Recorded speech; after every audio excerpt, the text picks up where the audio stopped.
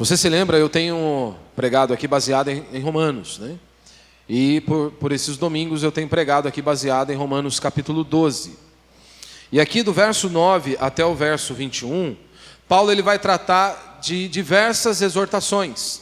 E Paulo mostra que essas exortações que ele está fazendo à igreja que está em Roma são virtudes. E ele diz que essas virtudes devem fazer parte da cristandade, ou seja, devem ser vistas na minha e na sua vida. E esta é a exortação. E em primeiro momento, ele faz esta aplicação olhando para a nossa comunidade no sentido, a comunidade da fé, a comunidade cristã. E ele diz como que nós, como igreja, como corpo de Cristo, devemos viver. Ou seja, ele vai falar do amor, que é a base de todas as coisas, né? A base de todas as demais virtudes é o amor. E aí então ele diz como nós devemos viver como igreja. Ou seja, o nosso amor cristão para com a família da fé. E aí após o verso 17, ele vai tratar de como nós devemos nos relacionar com os nossos inimigos, aquele que nos persegue, aquele que nos odeiam. E ele diz como nós devemos lidar com estas pessoas. Ou seja, nós vivemos em tempos de frieza espiritual e de muito individualismo. É o que nós temos visto a cada dia, onde muitos estão acomodados na fé e simplesmente negligenciam o chamado de Deus em suas vidas. Chamado este para viverem de maneira digna, de maneira que Deus seja glorificado por meio da nossa existência. Uma vida transformada pelo poder do Evangelho. Porque afinal de contas, Paulo não disse isso no início da sua epístola, que o Evangelho é o poder de Deus para a transformação. Então, se eu e você abrimos os nossos lábios para dizer que nós fomos transformados pela palavra de Deus, ou seja, que nós de fato tivemos os olhos abertos e o coração quebrantado, isso deve produzir algo em nós, porque o Evangelho continua sendo o poder de Deus. E o apóstolo Paulo, após expor a doutrina da salvação, como nós vemos isso, segundo o relato aqui em Romanos, né, Paulo mencionando isso, do capítulo 1, do verso 1 até o capítulo 3, no verso 20, Paulo mostra a real situação de todo ser humano, de todo homem. Ele diz que todos estão debaixo da ira de Deus, não há um justo, nenhum sequer, não há um que busque a Deus. E após mostrar a depravação total, ou seja, que o homem está debaixo de condenação, ele mostra então o caminho da redenção. Ele começa a tratar da justificação pela fé. E ele diz que o homem só pode ser declarado justo perante o tribunal de Deus, ou seja, ser salvo. Ele diz que não é por obras, que não é por você comprar a sua salvação, não é por obras, que ele diz que nós não podemos ser salvos por Maria, por Buda ou por qualquer outro nome debaixo do sol. Não, ele diz que a salvação é obra exclusiva de Deus, do início ao fim. E ele enfatiza que o homem só pode ser salvo se depositar a confiança, a esperança em Cristo Jesus. Nós somos salvos pelos méritos e pelos feitos de Cristo Jesus. E aí ele vai tratar de vários, vai dizer que nós somos livres do pecado, vai dizer que nada poderá nos separar do amor de Deus. E então no capítulo 9, 10 e 11, Paulo trata da doutrina da eleição, da predestinação. E diferentemente de muitos crentes hoje, principalmente aqueles de internet, né, que sempre estão ali atrás de um teclado, mas que não fazem nada em prol do reino de Deus. Muitos estão debatendo nas redes sociais, não com o objetivo, né, de ver irmãos abrindo seus olhos, Deus abrindo olhos de pessoas, quebrantando corações, para que eles possam adorar ao Senhor. Não. O objetivo de muitos hoje é justamente ir para a internet para tentar massacrar o outro. Mostrar que eles são superiores, que eles têm entendimento, que eles têm um conhecimento, e que este conhecimento é superior a das outras pessoas. Paulo, quando ele vai falar da doutrina da eleição e da predestinação, Paulo está ali com o coração quebrantado diante de Deus. E interessante, Paulo, ele se coloca diante de Deus, pedindo ao Senhor que pudesse quebrantar o coração daquelas pessoas. Por que isso é tão importante, né? Veja, ele está falando da doutrina da eleição, da predestinação, e ele está ali anunciando e pregando o Evangelho a homens que queriam matá-lo. Esse é o ponto. Ou seja, às vezes eu e você e eu, né? Nós estamos orando por alguém, por um parente, um amigo, um colega do trabalho, e de repente você faz 1, 2, 3, 4 convites a ele para ele vir ao culto, ou algum evento da igreja, e eles recusam e te maltratam, o que você faz? Vou riscar o nome do infeliz da agenda. Não vou mais orar por ele, não. Paulo está orando a Deus e está pedindo a Deus por misericórdia em prol de pessoas que queriam matá-lo. Veja, o coração completamente diferente de muitos hoje que estão aí nas redes sociais. Que o objetivo é simplesmente tentar mostrar-se superior aos outros. Paulo não está com esse coração. E aí nós chegamos no capítulo 12. Após falar de toda a doutrina da salvação, Paulo agora ele nos ensina sobre a prática do verdadeiro cristianismo. Ou seja, se de fato nós temos uma vida piedosa, ou seja, se de fato o Espírito Santo habita em nós, e os nossos olhos foram abertos e o nosso coração quebrantado, Paulo está dizendo que nós devemos viver de uma determinada maneira. E ele começa no capítulo 12 dizendo que o nosso culto, todo o nosso ser, o nosso corpo, nós devemos apresentar um sacrifício vivo a Deus, não apenas com o nosso bolso, mas todo o nosso corpo, a nossa mente, todo o nosso ser. Ele diz isso.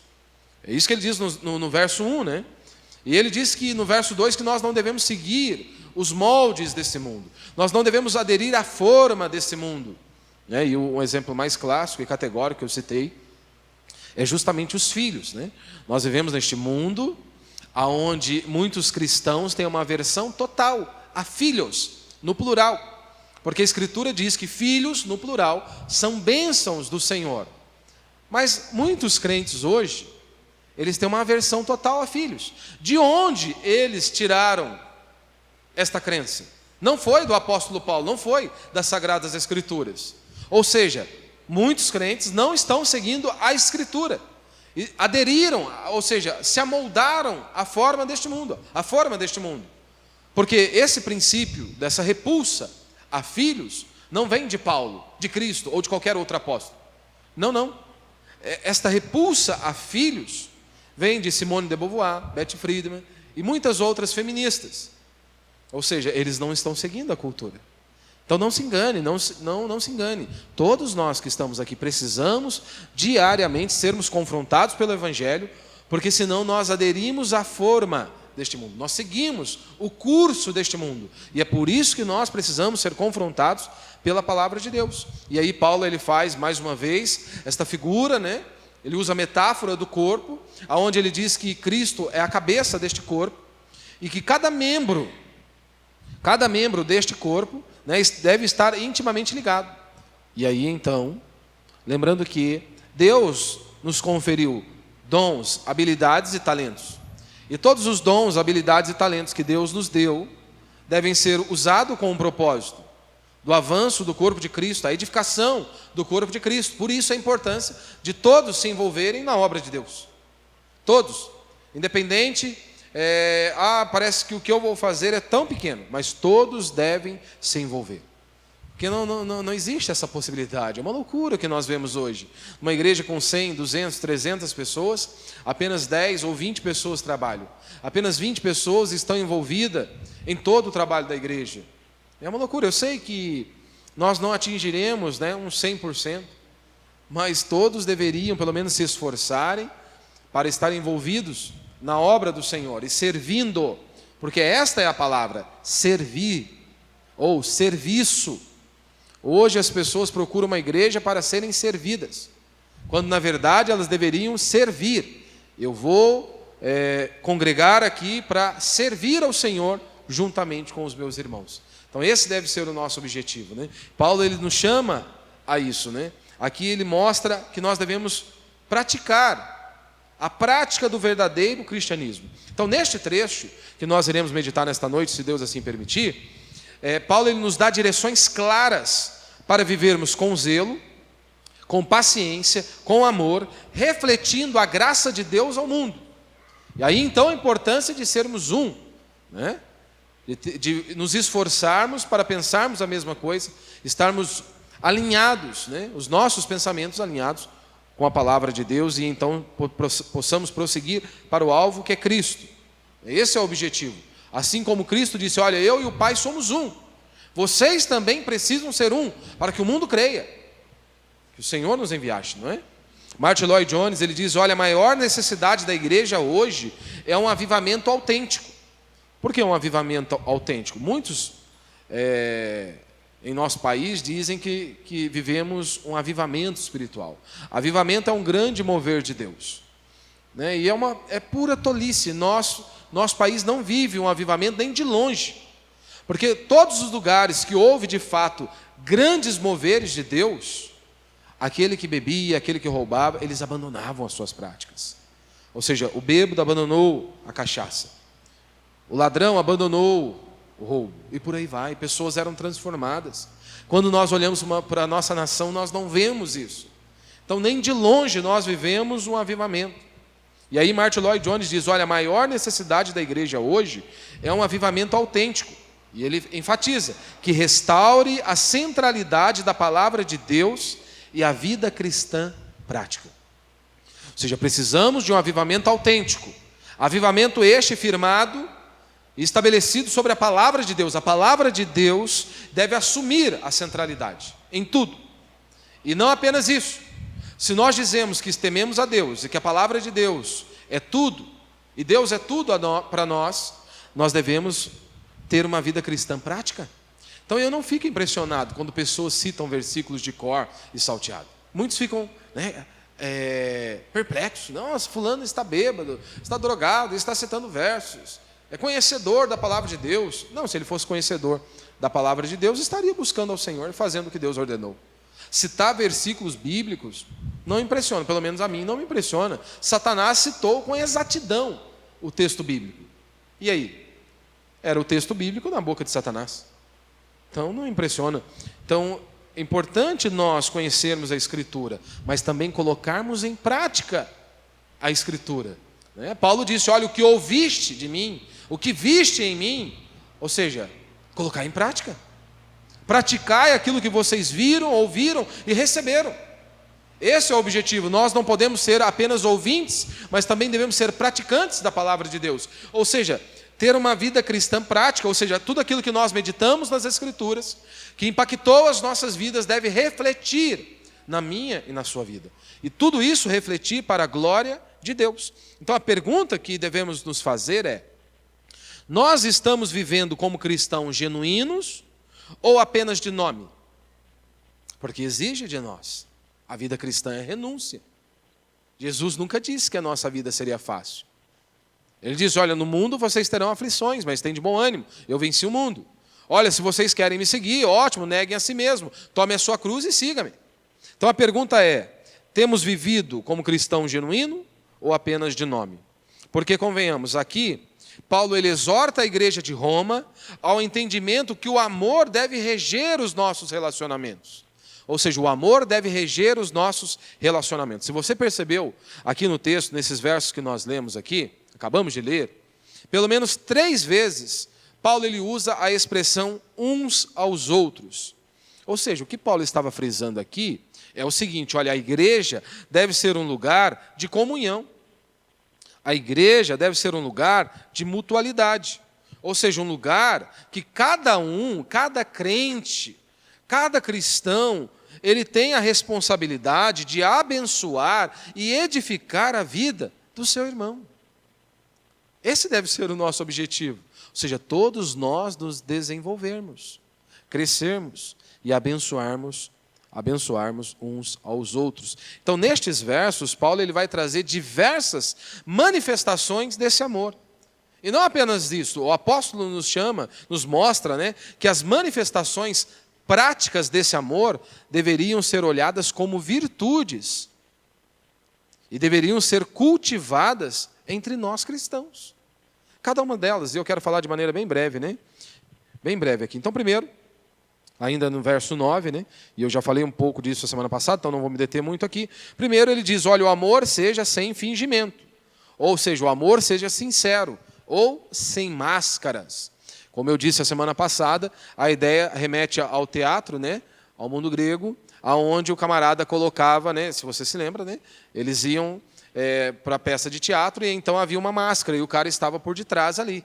Então a máscara visava retratar o papel que estava sendo ali trabalhado. Por exemplo, se na máscara o objetivo fosse transmitir uma cena triste, então na máscara estaria ali trazendo esta perspectiva, né, de alguém, um rosto, um semblante caído e por aí vai.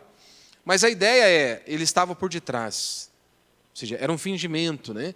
Usava-se a máscara. E Paulo diz que nós cristãos não podemos ser assim. O nosso amor não pode ser assim. O nosso amor, ele tem que ser sincero, sem fingimento, sem máscara ou sem hipocrisia. E aí eu enfatizei o seguinte: muitos vivem o amor ou tentam expressar esse amor porque eles viram uma oportunidade. Então muitos se aproximam de outras pessoas porque eles veem uma oportunidade de se beneficiarem. Ou seja, eles olham para o outro ser humano, para o irmão, e veem nele um trampolim para alcançar aquilo que eles almejam. Paulo diz, nós cristãos não podemos agir assim. O amor cristão deve ser genuíno, sem falsidade ou interesses ocultos. Não pode existir isso. Ou seja, fazemos porque Deus ordenou. Vivendo em comunidade, irmão, sempre vai ser assim. Pessoas virão até nós e muitos irão embora também. Eu não sou dono de ninguém, nenhum pastor é dono de ovelha nenhuma. A ovelha é de Deus, o rebanho é de Deus. Infelizmente, muitos pastores, né, e até mesmo alguns no meio reformado, têm agido como umas tolices, né, umas coisas assim absurdas, né, onde você, olha, você está saindo em pé, vai voltar arrastando, né, como se ele fosse dono das pessoas, como se ele fosse propriedade. Não, Deus é o arquiteto, Ele é o engenheiro, nós somos apenas serventes nesta obra. E então nós vamos servir com amor, porque Deus disse. E se amanhã depois a pessoa sair, xingar e falar o que ela quiser, que fale o que quiser. Mas nós vamos continuar fazendo o que Deus ordenou. Que é amar, que é cuidar, que é ensinar, que é discipular e por aí vai. Então nós devemos amar com a mesma sinceridade que Cristo nos amou. Quanta paciência Deus exerce comigo, com você. Segundo, né? Ainda no verso 9, ele diz, odiai o mal e apegai-vos ao bem. Então a expressão que ele usa aqui, odiai o mal, não é simplesmente, né, algo assim, nossa, isso aqui eu não gosto. Não, não. Você tem que abominar aquilo que Deus abomina. Ele diz que o amor genuíno, ele vai ter essa repulsa para aquilo que é mal, para aquilo que é maligno, para aquilo que é podre, para tudo aquilo que vai contra a Escritura. Então o amor genuíno, ele é sem fingimento, mas ele abomina aquilo que Deus abomina. Ele odeia aquilo que Deus odeia. Não tem como nós dizermos que nós amamos a Deus e possuímos o amor genuíno, se nós não abominamos as coisas que Deus abomina. É simplesmente uma incoerência. Imagine, você diz que você ama criança. Aí você vê um pedófilo abusando de uma criança e você diz, mas é a atitude dele, né? Ora, mas que coisa é essa de louco? Se você ama criança, você tem que abominar a atitude de um pedófilo. Você não pode achar simplesmente normal. E Paulo não diz apenas isso, olha, odiai o mal. Ele diz, apegando-vos ao bem. Vocês têm que ter uma repulsa daquilo que é podre e imoral, de tudo aquilo que é contrário à palavra de Deus, mas vocês devem se apegar ao bem. E esta linguagem que ele usa é uma linguagem como se fosse mesmo do matrimônio. Esta união. Ou seja, eu devo odiar o mal e devo me agarrar a cada dia mais ao bem, ou seja, a palavra de Deus. Então, um cristão verdadeiro, ele não apenas evita o mal, mas ele odeia. E nós devemos amar aquilo que é bom e nos apegar à vontade de Deus. E você só vai conseguir fazer isso se você estiver debruçado na palavra dele, conhecendo a ele, buscando ao Senhor. E aí no verso 10 ele diz, amai-vos de coração uns aos outros, com amor fraternal. Na versão revista atualizada, ele diz, amai-vos cordialmente uns aos outros com amor fraternal. Paulo ele usa duas palavras para retratar o amor. E duas palavras com perspectivas diferentes. Tanto que esse cordialmente aqui, a ideia de amai-vos cordialmente, remetia mais a relacionamento do pai para com os seus filhos. Um amor de pai para com os seus filhos. Quem é pai sabe o que eu estou dizendo. Um pai ele pode ter vários filhos, mas ele ama todos iguais. É um amor que, assim, só quando você tem filho que você consegue compreender. E Paulo ele aplica isso à igreja. Então ele pega esta expressão, cordialmente, né, onde mostra, né, amai-vos cordialmente, ou seja, como um pai ama um filho. E não apenas isso, ele diz também com amor fraternal. A ideia de fraternal aqui é amor entre irmãos. Ou seja, todo um contexto familiar, Paulo traz isso para a igreja. Ele diz, a igreja de nosso Senhor Jesus Cristo, o corpo de Cristo deve ser assim. Vocês devem viver com esta perspectiva. Ou seja, o relacionamento entre irmãos na fé deve ser marcado por esse afeto sincero e profundo. Assim como Deus nos amou, nós devemos amar uns aos outros. Devemos colocar em prática esta verdade. Como nós fomos impactados por esta verdade e recebemos o amor de Deus que foi derramado em nós, em nosso coração, nós também devemos transbordar isso aos outros. Então, na igreja, nós não podemos ser apenas colegas.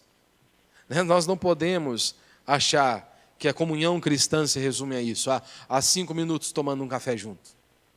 Nós somos chamados para ir além. Infelizmente, o nosso país está aderindo um pouco da cultura americana. Cultura americana é um negócio até estranho, mas para eles acaba sendo normal. Se você quer visitar alguém, um pouco, se você pesquisar, você verá que você marca com muita antecedência. E aí, então a pessoa fica esperando você na hora marcada para que tudo corra bem. Mas assim, com muita antecedência. No nosso país é assim também. Ou seja, as pessoas estão vivendo apenas para o trabalho. Não há mais espaço para os relacionamentos. Não há mais espaço para a comunhão, para desenvolvermos relacionamentos. Você acha mesmo que comunhão em 5 minutos no final do culto, nós tomando um cafezinho junto? Resume apenas a isso? Claro que não. Claro que não. Paulo nos chama para algo muito mais profundo. A Escritura nos chama a isso. Ou seja, nós devemos viver como uma família em Cristo Jesus. E ainda no verso 10, ele trata aqui do 4º ponto, honrando ao próximo, preferindo-vos em honra uns aos outros. Esta é a base. Fazemos isso por quê? Porque amamos, porque o amor é a base de tudo. Então eu prefiro honrar o outro, ao invés de buscar esta posição de destaque.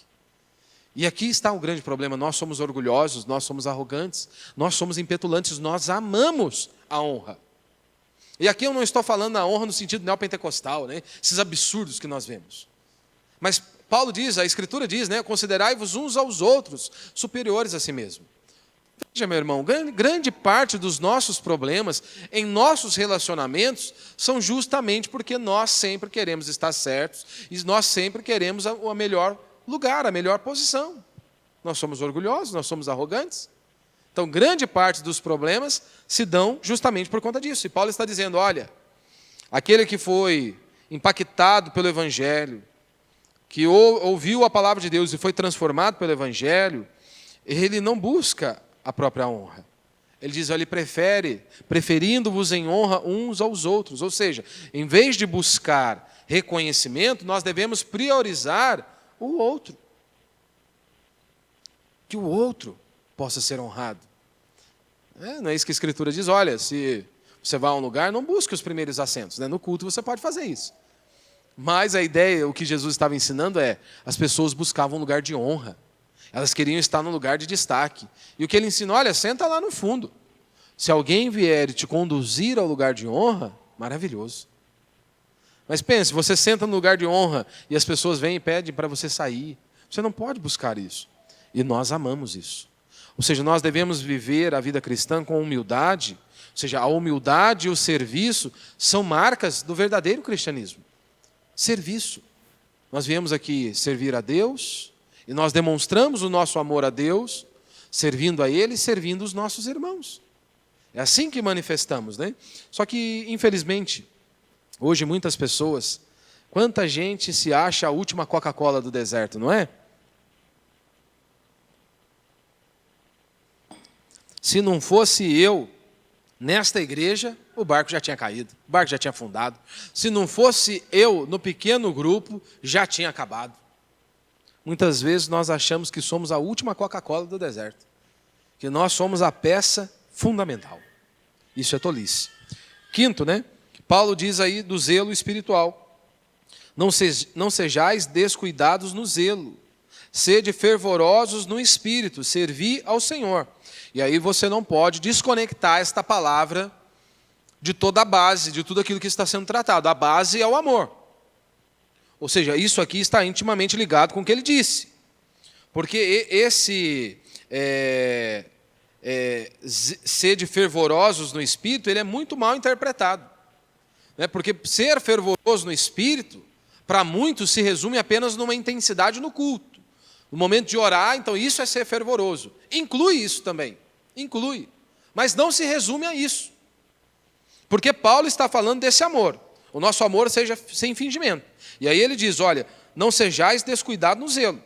Sede fervorosos no Espírito, servir ao Senhor. Então a ideia é, você precisa ter um compromisso com a verdade, e este compromisso que não se abala por nada. Ou seja, um fogo que não se apaga.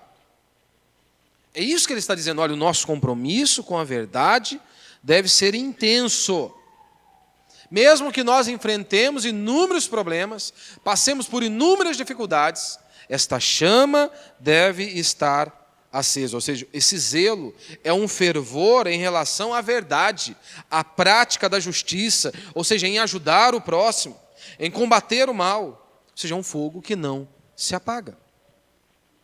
Ou seja, existir isso dentro de nós, né? E tudo isso intimamente ligado aí ao amor, né? Então o zelo, como ele diz ao zelo, não sejais remissos, sede fervorosos de espírito, servindo ao Senhor. Então o cristão ele não pode ser negligente. Não pode. Sproul, ele diz o seguinte, olha, o verdadeiro cristianismo exige um compromisso ativo e vibrante com Deus. E é claro que aí vai entrar esse ponto, né, de no culto também, né, nós estarmos ali celebrando ao Senhor com intensidade, levantando mãos santas, né, aos céus. Sexto, né, alegria na esperança. E aqui isso aqui está intimamente ligado, meu irmão. Alegrai-vos na esperança. Sede pacientes na tribulação e perseverai na oração. Intimamente ligados os três. Intimamente ligado, ó. Alegrai-vos na esperança. Aí eu te pergunto, em que ou em quem você tem depositado a sua confiança? Muitos têm vivido desanimado porque a esperança deles não é Cristo. A esperança não é reino dos céus. Eles têm depositado a esperança no dinheiro, prosperidade, em qualquer outra coisa, menos no Senhor. Paulo está dizendo, alegrai-vos na esperança. Ou seja, a nossa alegria não está nas nossas circunstâncias. A nossa alegria não vem da nossa condição financeira. A nossa alegria não vem porque nós estamos livres de problemas. Não, a nossa alegria não está nas circunstâncias, mas na certeza da vida eterna em Cristo Jesus. Aqui está a nossa alegria. Alegrai-vos na esperança. Esperança esta qual? Que um dia eu estarei com Cristo por toda a eternidade. Quem vive com essa perspectiva de estar com Cristo amanhã por toda a eternidade, como que vai viver cabisbaixo? Como que vai viver abatido? Mesmo que o mundo esteja ruindo. Impossível. Impossível. E aí, nós caminhamos. Alegrai-vos na esperança. A nossa esperança é Cristo Jesus. E aí ele diz, sede pacientes na tribulação, meu irmão. Isso aqui é maravilhoso. Sede pacientes na tribulação. A fé verdadeira, ela se manifesta quando nós confiamos em Deus no meio das dificuldades. Mais uma vez, a fé verdadeira se manifesta quando nós confiamos em Deus no meio das dificuldades. Do que adianta você dizer domingo após domingo, eu creio em Cristo, o Senhor é tudo para mim, Ele é a minha torre forte, Ele é o meu escudo, Ele é a minha fortaleza. No primeiro problema, diante da primeira adversidade, você quer chutar tudo, quer meter o pé no balde e ir embora. Que fé é essa? Que trigo é esse? Está mais para joio. Que é só palha, você não tem fruto nenhum. Então a verdadeira fé se manifesta quando nós confiamos em Deus no meio das dificuldades. Que fé é essa que no primeiro vento já queremos abandonar tudo, já queremos chutar tudo? É impossível isso, não há. Que base sólida é essa? Está firmado na areia, diante da primeira adversidade, pronto. Martin Lloyd Jones ele diz o seguinte, olha, a maneira como enfrentamos as dificuldades revela a profundidade da nossa fé. A maneira como enfrentamos as dificuldades revela a profundidade da nossa fé. Então eu pergunto para você, como você lida com as dificuldades que a vida lhe impõe? Pense por um instante. Como você lida com as dificuldades que a vida lhe impõe? Porque a verdade é o seguinte, nós vivemos uma geração de crentes frouxos. Nós vivemos uma geração de crentes mimizentos. Nós vivemos uma geração de crentes completamente frouxos. Que quando eles enfrentam dificuldades, seja no trabalho, seja na saúde, em qualquer esfera da vida deles, eles não conseguem lidar. E aí sabe o que eles começam a fazer? Ao invés de terem paciência na tribulação, eles começam a reclamar. Eles começam a murmurar. Alguns chegam até a blasfemar. Verbalizam isso. Ou seja, eles não conseguem lidar com as provações. Eles não conseguem lidar com as provações com paciência, como a Escritura diz. E tão pouco eles percebem que as tribulações são oportunidades para manifestar um hábito importantíssimo, que é a perseverança na oração. É uma escala, é algo gradual. Alegrai-vos na esperança, sede pacientes na tribulação, ou seja, esperem em Deus, confiem em Deus e perseverem na oração. É isso que ele está dizendo. Você se lembra? Todos nós nos lembramos, eu creio, no relato de Paulo e Silas na prisão. Por volta da meia-noite, e aí você precisa voltar um pouquinho antes. Por que Paulo foi para a prisão? Porque ele estava pregando a verdade. Ele fez o que Deus ordenou e por isso agora ele está no cárcere. Aqui já é um grande alerta a todos nós. Muitos hoje eles dizem, se está dando tudo certo é porque Deus está no negócio. E aí quando algo sai fora do que eles planejaram, não pode ser de Deus, porque está dando errado. Nem sempre, porque está dando certo, Deus está abençoando. E nem sempre também, porque algo está meio difícil desenrolar, que Deus não está no negócio. Paulo está na prisão, justamente por fazer o que Deus ordenou. E na prisão, eles estão no cárcere, o que eles fazem? Blasfemam, murmuram, reclamam. É isso que eles fazem? Eles cantam, eles louvam a Deus, eles buscam a Deus. É isso que eu e você estamos fazendo, devemos fazer. Nós estamos murmurando, reclamando, ou até mesmo blasfemando, ou nós estamos adorando ao nosso Deus, esperando em Deus? Porque afinal de contas, nós sempre tentamos jogar a culpa em alguém. O pastor é culpado, o líder é culpado, a esposa é culpada, o pai é culpado, o filho é culpado, menos nós. Assim como Adão fez, né? Adão olha para Deus e diz o quê? A mulher que tu me deste. Ou seja, se estamos como estamos, a culpa é do Senhor. A culpa é do Senhor. Então, paciência é a capacidade de, em meio às aflições ou provações, não permitir que as suas emoções se tornem em pensamentos, palavras, atitudes ou ações pecaminosas. Então, na tribulação, nós precisamos de paciência, que podemos resumi-la da seguinte maneira: a capacidade, em meio a aflições ou provações, não permitir que as emoções se tornem pensamentos, palavras ou atitudes ou ações pecaminosas. Isso é paciência. E assim, meu irmão, pode ser que eu e você venhamos enfrentar dias tenebrosos, anos tenebrosos. Não é apenas um dia. Podem ser vários meses, vários anos. E aí nós precisamos ter paciência. Paciência na tribulação. E aí automaticamente seguindo a sequência, a perseverança. Perseverantes na oração, a parte C do verso 12. Ou seja, a oração constante fortalece a nossa fé e nos mantém próximos de Deus. Porque se você de fato estiver orando, buscando a Deus, olha, o mundo pode estar ruindo, mas há esperança. Ou seu coração se aquieta na presença de Deus. Por isso que, inúmeras vezes, quando a pessoa vem toda agitada, toda angustiada, toda aflita, a primeira coisa que eu pergunto é: você tem orado? Você está apresentando a sua causa diante de Deus? Porque é o primeiro passo. Devemos apresentá-la diante do Senhor. E Ele diz que nós devemos viver com generosidade né, e hospitalidade. Verso 13: socorrei os santos nas suas necessidades e procurai ser hospitaleiros.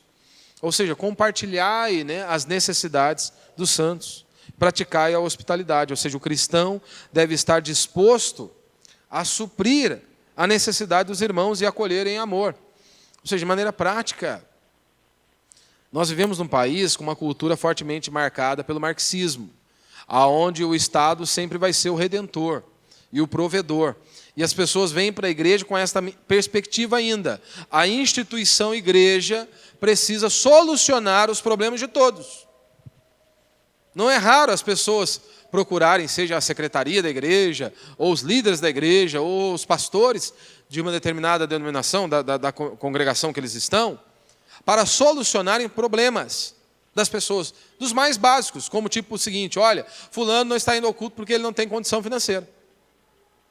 Tá, mas se você tem condição financeira, por que você não pode botar a mão no bolso e ajudar? Mas nós queremos transferir isso para a instituição igreja. Pastor, mas não é função da igreja também ajudar? É a função da igreja. Mas a função da igreja não tira a sua função. Ela não exclui a sua função. Porque nós cristãos devemos ser assim. Mas nós viemos desta cultura marxista, aonde não, a instituição igreja deve ajudar. Eu como indivíduo não. Mas Paulo não está dizendo apenas isso. Ele diz que nós como cristãos. Então se eu vejo um irmão passando necessidade, o mínimo que eu tenho que fazer. Alguns querem ser espirituais demais. Olha, vai, você está com fome? Está com fome. Eu te abençoo em nome de Jesus e Deus há de suprir as suas necessidades. Ele já te colocou aí. E se você pode ajudar, por que não ajudar? E aí, no verso 16, ele diz que isso deve acontecer. Sede unânimes entre vós. Não sejais orgulhosos, mas prontos a acompanhar os humildes, né? Ou seja, humildade e unidade. Tende o mesmo sentimento uns para com os outros. Ou seja, o orgulho, ele destrói relacionamentos. O orgulho é assim. Mas a humildade, ela promove a unidade na igreja. Por isso que o corpo de Cristo é maravilhoso. E Paulo diz que o corpo de Cristo não tem essas separações, essas divisões. E é por isso que nós temos que trabalhar para que isso ocorra. Isso aqui não é fácil, meu irmão. Nós precisamos da intervenção divina diária em nossas vidas.